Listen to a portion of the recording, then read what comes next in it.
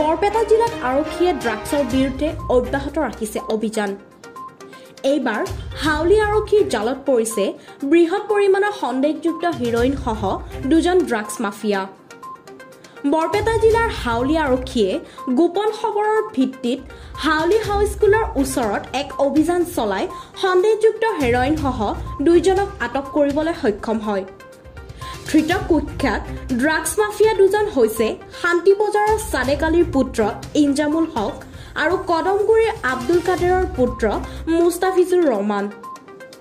হাউলি আৰক্ষী থানাৰ ভাৰপ্ৰাপ্ত আৰক্ষী বিষয়া ৰাজীৱ নেওগৰ নেতৃত্বত চলিছিল ড্ৰাগছৰ বিৰুদ্ধে এই অভিযান কালত সন্দেহযুক্ত হেৰইন ভৰ্তি প্লাষ্টিকৰ 7টা কণ্টেইনাৰ জব্দ কৰে আৰক্ষীয়ে।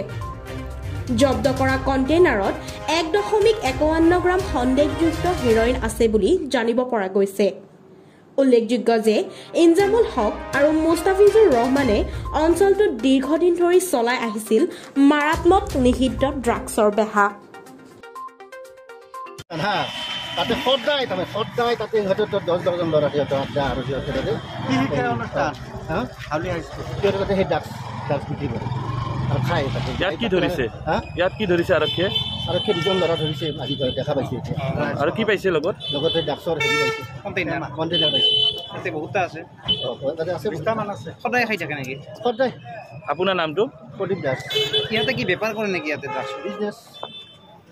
সমাজখন ধ্বংস হৈ যায় আছে। সমাজখন ধ্বংস হৈ যায় আছে। স্কুল সম্পত্তি স্কুল এখন এইটো বেপাৰ কৰিলে ভাল হয় নেকি? কেইবাটা স্কুল আছে, এখন স্কুল নহয়তো।